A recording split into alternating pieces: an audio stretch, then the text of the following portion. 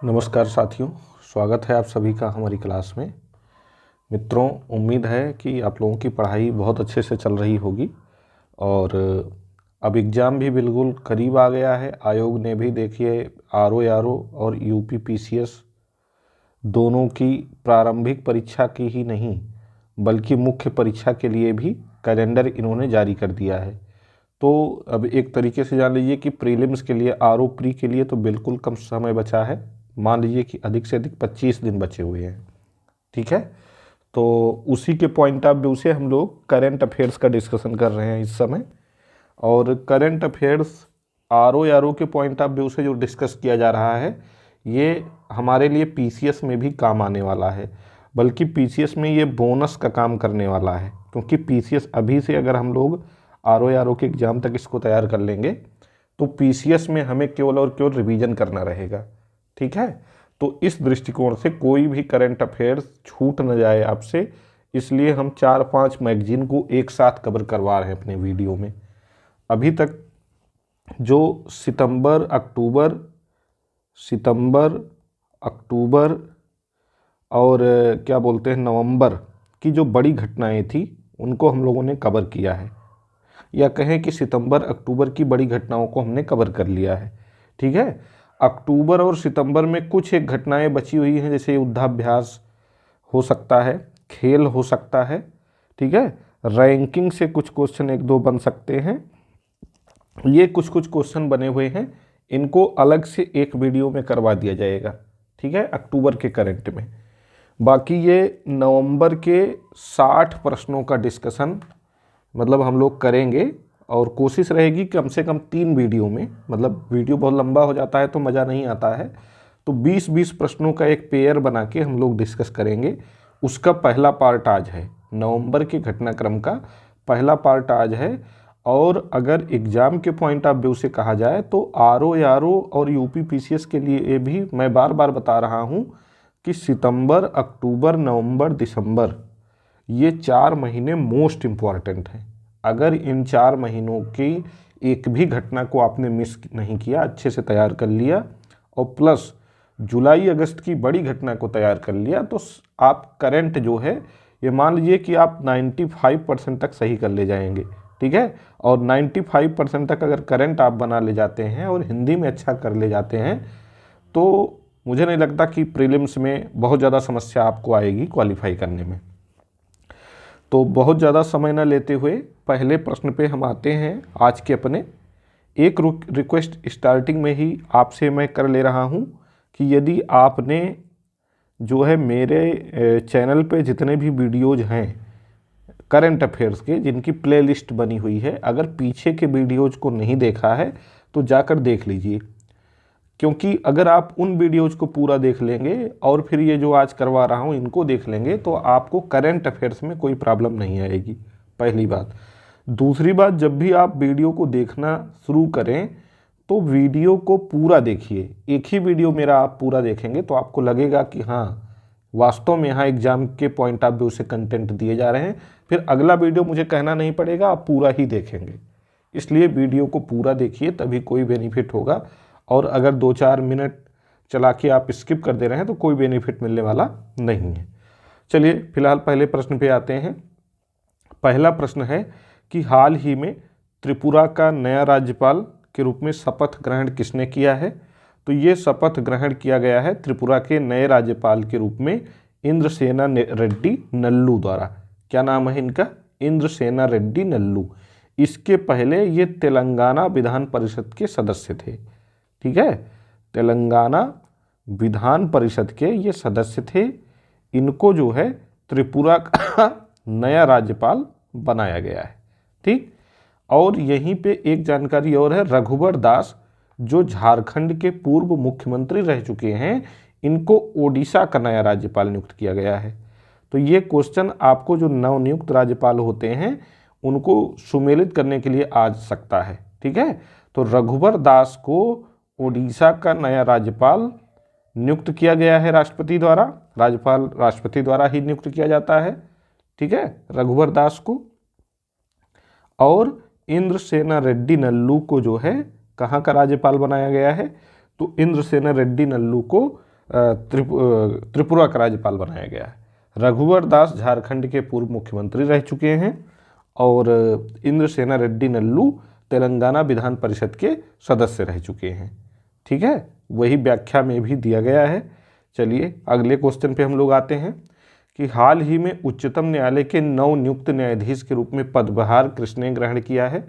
तो कूट दिया गया है न्यायमूर्ति सतीश चंद्र शर्मा, न्यायमूर्ति आगस्टीन जॉर्ज मसीह और न्यायमूर्ति संदीप मेहता। ठीक है, न्यायमूर्ति सतीश चंद्र शर्मा, न्यायमूर्ति आगस्टीन जॉर्ज मसीह और न्यायमूर्ति संदीप मेहता। तो इन सभी ने जो है हाल ही में उच्चतम न्यायालय यानी सुप्रीम कोर्ट के नए न्यायाधीश के रूप में शपथ ग्रहण किया है। जिनको शपथ किसने दिलवाया है? जिनको शपथ भारत के मुख्य न्यायाधीश ने दिलवाया है। ठीक है, तो देखिए हाल ही में मुख्य न्यायाधीश डीवाई चंद्रचूड़ द्वारा उपर्युक्त सभी को उच्चतम न्यायालय के न्यायाधीश के रूप में पद एवं गोपनीयता की शपथ दिलाई गई। इस प्रकार उच्चतम न्यायालय में कुल न्यायाधीशों की संख्या सीजेआई सहित 34 हो गई है। ठीक है, तो न्यायाधीशों की कुल संख्या जो सुप्रीम कोर्ट में निर्धारित की गई है कि अधिकतम कितनी हो सकती है, वो 34 ही निर्धारित है, यानी 33+1 होनी चाहिए और वो इस समय पूरी हो गई है। ठीक है, तो सुप्रीम कोर्ट में कुल 34 न्यायाधीश होने चाहिए और इस समय कुल 34 न्यायाधीश हो चुके हैं। कौन कौन बने हैं नाम जरूर याद रखिएगा। ये यूपीपीसीएस का मोस्ट एक्सपेक्टेड क्वेश्चन है, आरओ में भी पूछा जा सकता है। सतीश चंद्र शर्मा, आगस्टीन जॉर्ज मसीह और संदीप मेहता। सतीश, संदीप, जॉर्ज मसीह, ऐसे याद कर लीजिए, सतीश, संदीप, जॉर्ज मसीह। ठीक है, या सतीश, संदीप, आगस्टीन, ऐसे करके शार्ट में याद कर लीजिए। कुछ प्रश्नों को याद करने के लिए कोई ना कोई ट्रिक जरूर लगाया करिए, ट्रिक लगाने से चीज़ें दिमाग में बैठ जाती हैं। चलिए अगले क्वेश्चन पे आ जाते हैं। निम्नलिखित में से कौन सा सही सुमेलित नहीं है? जेवियर मिलेई अर्जेंटीना के राष्ट्रपति, ल्यूक फ्रीडेम लग्जमबर्ग के प्रधानमंत्री, पेड्रो सांचेज मोरक्को के प्रधानमंत्री। ठीक है, तो पेड्रो सांचेज जो है ये मोरक्को के नहीं बल्कि स्पेन के प्रधानमंत्री बने हैं। स्पेन के दूसरे मतलब लगातार दूसरे कार्यकाल के लिए बने हैं, तो यही सही सुमेलित नहीं है। ठीक है, हाल ही में पेड्रो सांचेज स्पेन के दूसरी बार प्रधानमंत्री चुने गए हैं, शेष सभी सही सुमेलित है। तो याद कर लीजिए कि जेवियर मिलेई अर्जेंटीना के राष्ट्रपति बने हैं, ल्यूक फ्रीडेम जो हैं ये लग्जमबर्ग के प्रधानमंत्री बने हैं। ल्यूक फ्रीडेम लग्जमबर्ग, नाम से ही ल्यूक लग्जमबर्ग, ऐसे याद कर लीजिए, ल्यूक लग्जमबर्ग। और जेवियर मिलेई अर्जेंटीना के राष्ट्रपति बने हैं। पेड्रो सांचेज स्पेन के प्रधानमंत्री बने हैं। कहाँ के? स्पेन के।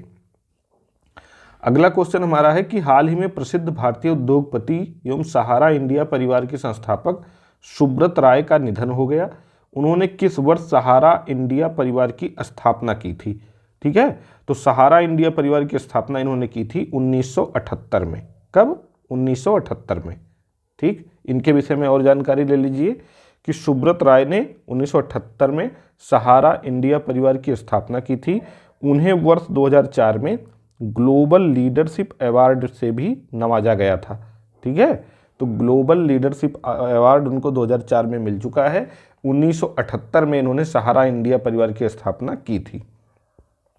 अगला क्वेश्चन हमारा है कि हाल ही में प्रधानमंत्री श्री नरेंद्र मोदी द्वारा कहां से पीएम जनजाति आदिवासी न्याय महाअभियान, ये क्वेश्चन भी बहुत इंपॉर्टेंट है। पीएम जनजाति आदिवासी न्याय महाअभियान का शुभारंभ प्रधानमंत्री नरेंद्र मोदी द्वारा खूंटी झारखंड से किया गया है। कहां से? खूंटी झारखंड से, इसको याद रखिएगा। ठीक है, देखिए हाल ही में प्रधानमंत्री श्री नरेंद्र मोदी द्वारा खूंटी झारखंड से पीएम जनजाति आदिवासी न्याय महाअभियान का शुभारंभ किया गया। ठीक है, पीएम जनजाति आदिवासी महान्याय अभियान का शुभारंभ खूंटी झारखंड से हुआ है। 24,000 करोड़ रुपए के बजट वाले इस अभियान का 24,000 करोड़ रुपए के बजट वाले इस अभियान का उद्देश्य आदिवासी समूहों का समग्र विकास सुनिश्चित करना है। ठीक है, आप हमको बताइएगा कि इसकी डेट क्या है। हमने स्थान तो बता दिया कि पीएम जनजाति आदिवासी न्याय महाअभियान का शुभारंभ खूंटी झारखंड से हुआ है, लेकिन आप हमको कमेंट करके इसका डेट बताएंगे। ठीक है, हमने आपको स्थान बताया, आप हमको डेट बताएंगे। ठीक, अगले क्वेश्चन पे हम लोग आते हैं। हाल ही में किस देश की सरकार द्वारा लुप्त प्राय स्पर्म व्हेल के लिए विश्व का पहला समुद्री संरक्षित क्षेत्र बनाए जाने की घोषणा की गई है? ठीक है, स्पर्म व्हेल के लिए विश्व का पहला समुद्री संरक्षित क्षेत्र बनाए जाने की घोषणा की गई है। तो ये घोषणा की गई है डोमिनिका के द्वारा। किसके द्वारा? डोमिनिका। ठीक है, डोमिनिका के द्वारा। देखिए, हाल ही में डोमिनिका यानी कैरिबियाई द्वीप सरकार द्वारा लुप्त प्राय स्पर्म व्हेल के लिए विश्व का पहला समुद्री संरक्षित क्षेत्र बनाए जाने की घोषणा की गई है। इस द्वीप के पश्चिमी हिस्से में लगभग 300 वर्ग मील क्षेत्र को नए समुद्री संरक्षित क्षेत्र के रूप में नामित किया जाएगा। ठीक है, इस द्वीप के आसपास स्पर्म व्हेल को कई खतरों का सामना करना पड़ता है। ठीक, तो इतना याद रखिएगा कि स्पर्म व्हेल के लिए जो है संरक्षित क्षेत्र बनाए जाने की घोषणा डोमिनिका द्वारा की गई है। ठीक, चलिए, हाल ही में उत्तर प्रदेश के अयोध्या में राम की पैड़ी के विभिन्न घाटों पर दीपोत्सव 2023 के अवसर पर लगभग कितने दीप एक साथ प्रज्वलित कर, अच्छा आरओ जो लोग दे रहे हैं ध्यान रखिएगा, प्रज्वलित यही सही है। ठीक है, प्रज्वलित, डबल आधा जा इसमें नहीं रहेगा। ठीक है, क्योंकि यहाँ विच्छेद, जैसे उज्ज्वल लिखा जाता है तो उसका विच्छेद हो जाता है उत धन ज्वल। ठीक है, तो उत धन ज्वल से ये उज्ज्वल बन जाता है, उत धन ज्वल से उज्ज्वल बन जाता है, उज्ज्वल। ठीक, लेकिन यहाँ ये कॉन्सेप्ट लागू नहीं होगा, यहाँ प्रज्वलित ही बनेगा, क्योंकि ज्वलित मूल शब्द है, ज्वलित मूल शब्द है, उसमें प्रा उपसर्ग केवल लग रहा है।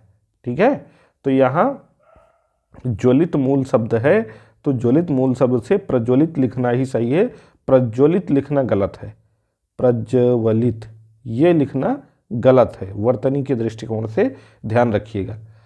तो कितने दीप जलाकर जो है Guinness book of world record में एक नया कीर्तिमान स्थापित किया गया? तो 22-23, इसको ऐसे याद रखिएगा, 22-23, बस बहुत आसान है इसको याद रखना, 22,23,000। ठीक है, तो 22-23 करके इसको याद रख लीजिए, बस हो गया। ठीक है, चलिए, 22,23,000 दीप एक साथ प्रज्वलित कर Guinness book of world record में नया कीर्तिमान स्थापित किया गया। इसी में एक जानकारी और ऐड कर लीजिएगा कि इस जिले में यानी अयोध्या में भारतीय मंदिर वास्तुकला संग्रहालय की भी स्थापना की जाएगी। ठीक है, किसकी स्थापना की जाएगी? भारतीय मंदिर वास्तुकला संग्रहालय। ये मेरा गृह जनपद भी है तो इससे विशेष प्रेम है। चलिए आगे बढ़ते हैं। हाल ही में कौन सा देश अंतर्राष्ट्रीय सौर गठबंधन का 95वां सदस्य बना है? कौन, कितना? 95वां। तो 95वां सदस्य हाल ही में कौन बना है? मिस्र बना है, सॉरी चिली बना है। पिछले साल मिस्र शामिल हुआ था और इस बार चिली शामिल हुआ है। ठीक है, तो देखिए हाल ही में अंतर्राष्ट्रीय सौर गठबंधन का 95वां सदस्य चिली बन गया है। ठीक है, ISA का मुख्यालय हरियाणा के गुरुग्राम में है। कहाँ पे है? इंटरनेशनल सोलर अलायंस का मुख्यालय हरियाणा के गुरुग्राम में। और इंटरनेशनल सोलर अलायंस का गठन कब किया गया था, ये आप हमको कमेंट करके बताइएगा। अगला क्वेश्चन अपना है कि हाल ही में उत्तर प्रदेश सरकार द्वारा कहाँ पर नौसेना शौर्य संग्रहालय के निर्माण के लिए शिलान्यास किया गया? वेरी इंपॉर्टेंट क्वेश्चन है ये, क्योंकि उत्तर प्रदेश से है। ठीक है, तो नौसेना शौर्य संग्रहालय का निर्माण जो है लखनऊ में किया जा रहा है, गोमती नदी के तट पर। ठीक है, गोमती जिसको आदि गंगा के नाम से भी जानते हैं, इसी के तट पर नौसेना शौर्य संग्रहालय का निर्माण किया जा रहा है। ठीक है, और कहाँ किया जा रहा है? एक चीज़ और, इसी के तट पर इकाना स्टेडियम के पास में। कहाँ? इकाना स्टेडियम के पास। ठीक, नौसेना शौर्य संग्रहालय का गठन किया जा रहा है। तो देखिए हाल ही में लखनऊ में उत्तर प्रदेश के मुख्यमंत्री योगी आदित्यनाथ द्वारा नौसेना शौर्य संग्रहालय निर्माण कार्य परियोजना का भूमि पूजन और शिलान्यास कार्यक्रम आयोजित किया गया। यह संग्रहालय आदि गंगा गोमती नदी के तट पर बनाया जा रहा है। ठीक है, गोमती नदी के तट पर। चलिए अगला क्वेश्चन हमारा है कि हाल ही में कहाँ पर उत्तर प्रदेश सरकार द्वारा भगवान बुद्ध की 51 फीट ऊंची प्रतिमा स्थापित किए जाने की घोषणा की गई है। ठीक है, कितनी? 51 फीट। अच्छा, भगवान राम की सबसे ऊंची प्रतिमा कहाँ स्थापित की जा रही है? भगवान राम की सबसे ऊंची प्रतिमा कहाँ स्थापित की जा रही है? आप हमको कमेंट करके बताएंगे। तो भगवान बुद्ध की कहाँ स्थापित की जा रही है? कौशाम्बी में। हाल ही में उत्तर प्रदेश सरकार द्वारा कौशाम्बी जिले में भगवान बुद्ध की ज्ञानपीठ ऊंची प्रतिमा स्थापित किए जाने की घोषणा की गई है और इसकी ऊंचाई कितनी होगी? 51 फीट होगी। इसको ध्यान रखना है। अगला क्वेश्चन है, हाल ही में मलागा स्पेन में आयोजित डेविस कप फाइनल्स 2023 की विजेता टीम कौन रही है? तो डेविस कप फाइनल्स 2023 की विजेता टीम इटली रही है। कौन रहा है? इटली। आप हमें कमेंट करके बताइएगा कि डेविस कप का संबंध किस खेल से है। ठीक है, डेविस कप का संबंध किस खेल से है आप हमें बताइएगा। देखिए, हाल ही में मलागा स्पेन में आयोजित डेविस कप फाइनल्स 2023 की विजेता टीम इटली रही है, जबकि उप विजेता टीम ऑस्ट्रेलिया रही है। डेविस कप पुरुष टेनिस की एक, अब यहाँ देखिए ऑप्शन मिल गया ना, डेविस कप का संबंध किससे है? टेनिस से है। पुरुष टेनिस की एक अंतर्राष्ट्रीय टीम प्रतियोगिता है। इस टूर्नामेंट का आयोजन अंतर्राष्ट्रीय टेनिस महासंघ द्वारा किया जाता है। तो 2023 की विजेता टीम कौन रही है? इटली रही है। इसका हमको ध्यान रखना है। ठीक है, और आयोजन कहाँ हुआ था? तो स्पेन में हुआ है।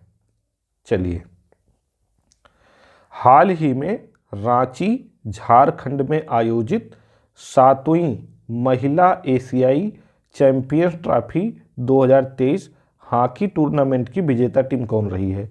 तो हॉकी टूर्नामेंट की विजेता टीम कौन रहा? महिला एशिया कप हुआ, महिला एशिया कप रांची झारखंड में।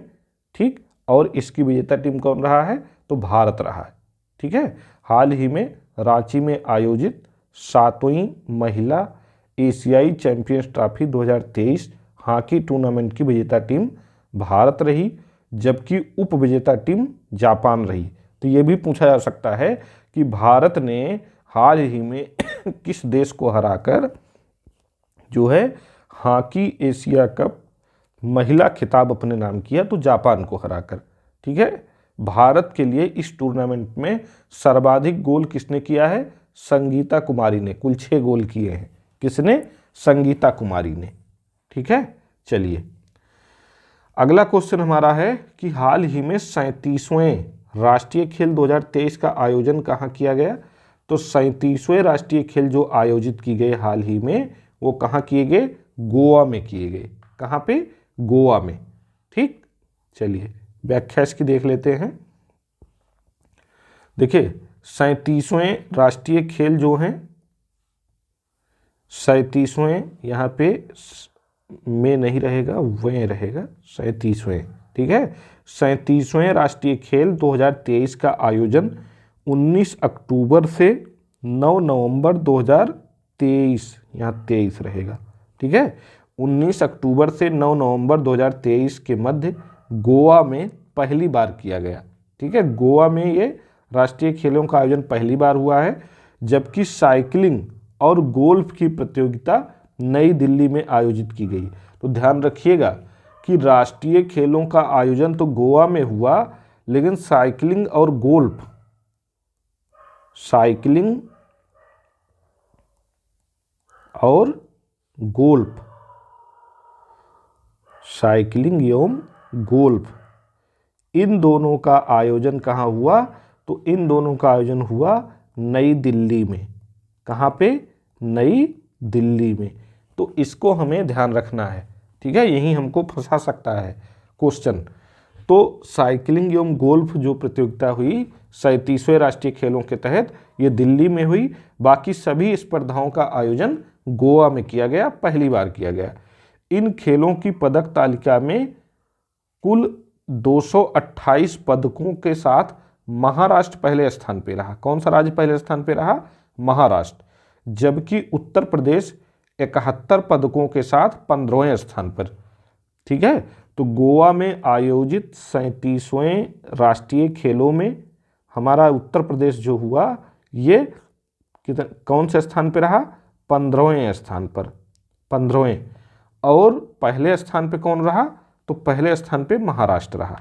ठीक है, चलिए नेक्स्ट क्वेश्चन है कि अंतर्राष्ट्रीय सौर गठबंधन की 6वीं महासभा का आयोजन हाल ही में कहाँ किया गया? ठीक है, अभी देखिए चिली जो है इंटरनेशनल सोलर अलायंस का नवीनतम सदस्य बना है चिली, और ये 95वां सदस्य बना है, ऊपर ही बताया गया। ठीक है, और अंतर्राष्ट्रीय सोलर अलायंस जो है इसका आयोजन हाल ही में कहाँ किया गया? तो प्रगति मैदान नई दिल्ली में। कहाँ पे? प्रगति मैदान नई दिल्ली। देखिए 30 अक्टूबर से 2 नवंबर 2023 के मध्य भारत मंडपम प्रगति मैदान नई दिल्ली में अंतर्राष्ट्रीय सौर गठबंधन की 6वीं सभा का आयोजन किया गया। इसकी अध्यक्षता भारत के विद्युत नवीन एवं नवीकरणीय ऊर्जा मंत्री आर.के. सिंह ने की। किसने की? आर.के. सिंह ने। इसमें 20 देशों के मंत्रियों, 116 सदस्य तथा हस्ताक्षरकर्ता देशों ने भाग लिया। ठीक है, कितने? 20 देशों के। तो कितने देशों के मंत्री इसमें शामिल हुए? तो कुल 20 देशों के मंत्री शामिल हुए, इसको याद रखिएगा। इस सभा ने सौर परियोजनाओं के लिए वायबिलिटी गैप फंडिंग सीमा को परियोजना लागत के 10% से बढ़ाकर 35% तक करने का निर्णय लिया। ठीक है, कितना? 10% से बढ़ाकर 35%। वायबिलिटी गैप फंडिंग को, ठीक है, वायबिलिटी गैप फंडिंग को 10% से बढ़ाकर 35% करने का निर्णय लिया गया है, इसको ध्यान रखिएगा। अगला क्वेश्चन हमारा है कि हाल ही में 19 नवंबर 2023 को मनाए गए विश्व शौचालय दिवस की थीम क्या थी? Very important question. ठीक है, 19 नवंबर 2023 को जो विश्व शौचालय दिवस हाल ही में मनाया गया उसकी थीम क्या थी ये बताना है। ठीक, तो उसकी थीम थी परिवर्तन में तेजी लाना। क्या थी? परिवर्तन में तेजी लाना। देखिए हाल ही में 19 नवंबर 2023 को मनाए गए विश्व शौचालय दिवस का मुख्य विषय था परिवर्तन में तेजी लाना, एक्सीलरेटिंग चेंज। क्या था? Accelerating change. अगला क्वेश्चन है निम्न में से कौन सा सही सुमेलित नहीं है? जनजातीय गौरव दिवस 15 नवंबर 2023 को मनाया गया, बिल्कुल सही है। विश्व मधुमेह दिवस 14 नवंबर को मनाया जाता है, इसी दिन बाल दिवस भी मनाया जाता है, ये भी बिल्कुल सही है। 8वां आयुर्वेद दिवस 10 नवंबर को मनाया गया, ये नया दिवस है तो पूछा जा सकता है। ठीक है, 8वां आयुर्वेद दिवस जो है 10 नवंबर को मनाया गया। पोलियो दिवस सही सुमेलित नहीं है, पोलियो दिवस 25 अक्टूबर को नहीं बल्कि 24 अक्टूबर को मनाया गया। ठीक है, 24 अक्टूबर को। ठीक, पोलियो दिवस। देखिए विश्व पोलियो दिवस प्रत्येक वर्ष 24 अक्टूबर को मनाया जाता है, से सभी सही सुमेलित हैं, तो दिवस जरूर याद कर लीजिएगा। जनजातीय गौरव दिवस 15 नवंबर, विश्व मधुमेह दिवस 14 नवंबर, 8वां आयुर्वेद दिवस 10 नवंबर और पोलियो दिवस 24 अक्टूबर को। अगला क्वेश्चन है very important, very very very important आप कह सकते हो। राहुल गांधी सांप्रदायिकता, दुष्प्रचार, तानाशाही से ऐतिहासिक संघर्ष। राहुल गांधी सांप्रदायिकता, दुष्प्रचार, तानाशाही से ऐतिहासिक संघर्ष किसकी प्रसिद्ध पुस्तक है? तो ये पुस्तक लिखी गई है दयाशंकर मिश्र के द्वारा। किसके द्वारा? दयाशंकर मिश्र के द्वारा। ठीक है, चलिए अगला क्वेश्चन है हाल ही में विश्व के पहले 3D प्रिंटेड मंदिर का उद्घाटन कहाँ किया गया? देखिए 3D प्रिंटेड पोस्ट ऑफिस जब पूछेगा तो ये बेंगलुरु में है। कहाँ पे? बेंगलुरु में। ठीक, और 3D प्रिंटेड मंदिर कहेगा तो ये तेलंगाना में है। कहाँ पे? तेलंगाना में। देखिए, हाल ही में विश्व के पहले 3D प्रिंटेड मंदिर का अनावरण तेलंगाना में किया गया। यह मंदिर सिद्दीपेट जिले के बुरुगुपल्ली में बनाया गया। कहाँ पे? बुरुगुपल्ली नामक स्थान पे। अगला क्वेश्चन है, हाल ही में संपन्न हुए विधानसभा चुनावों के संदर्भ में कौन सा राज्य उसकी विधानसभा सीटों के साथ सही सुमेलित नहीं है? ठीक है, तो कौन सा है? देखिए, छत्तीसगढ़ में कुल 90 विधानसभा सीटें हैं। ऐसे क्वेश्चन सुमेलित करने के लिए बहुत पूछे जाते हैं। जहाँ पे हाल फिलहाल में विधानसभा चुनाव हैं, वहाँ सुमेलित करने के लिए आयोग बहुत देता है इस तरीके के क्वेश्चन। तो छत्तीसगढ़ में 90 सीटें हैं, मध्य प्रदेश में 230 सीटें हैं विधानसभा की। ठीक है, तेलंगाना में 119 सीटें हैं। ठीक, तेलंगाना में 119 सीटें हैं। ठीक, और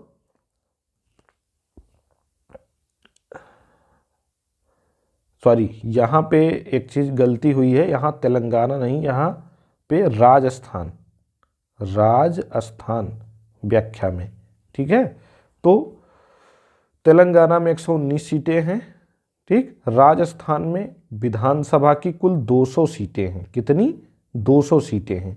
शेष सभी सही सुमेलित हैं। मिजोरम में भी विधानसभा चुनाव संपन्न हुआ तो वहाँ पे कुल 40 सीटें हैं। ठीक है, तो छत्तीसगढ़ में 90, मध्य प्रदेश में 230, राजस्थान में 198 नहीं 200 सीटें और तेलंगाना में 119 सीटें। ठीक है, चलिए, हाल ही में विष्णुदेव साय किस राज्य के पहले आदिवासी मुख्यमंत्री बने हैं? विष्णुदेव साय, तो ये बहुत आसान क्वेश्चन है, छत्तीसगढ़ के पहले आदिवासी मुख्यमंत्री बने हैं। देखिए, हाल ही में विष्णुदेव साय छत्तीसगढ़ राज्य के पहले आदिवासी मुख्यमंत्री नियुक्त हुए हैं। वह वर्ष 2023 के चुनाव परिणाम में कुनकरी विधानसभा क्षेत्र से विधायक चुने गए हैं। कहाँ से चुने गए हैं? कुनकरी विधानसभा क्षेत्र से। ठीक है, तो आज कुल 20 प्रश्नों का हमने डिस्कशन किया। अब नवंबर माह के कुल 60 प्रश्न हमने तैयार किए हैं, तो उनमें से 20 प्रश्न आज हो गए, 20 प्रश्न नेक्स्ट वीडियो में हो जाएंगे, फिर 20 प्रश्न एक और वीडियो में, यानी कि नवंबर माह के कुल 3 वीडियो में 20-20, 25-25 मिनट के 3 वीडियो में बनाऊंगा, उसमें कवर करवाऊंगा। अगर आपको हमारा ये प्रयास अच्छा लग रहा है तो आप चैनल को लाइक, शेयर, सब्सक्राइब भी कर दिया करें, जिससे हमें भी और प्रोत्साहन मिलता रहे, हम आपके लिए और अच्छे अच्छे कंटेंट लेकर आते रहें। ठीक है, तब तक आप लोग अच्छे से पढ़ाई करते रहिए, बिना देर किए हुए खूब मेहनत करते रहिए, अपनी पढ़ाई की स्पीड बढ़ा दीजिए। मिलते हैं अगली क्लास में, तब तक आप लोग पढ़ते रहें। धन्यवाद।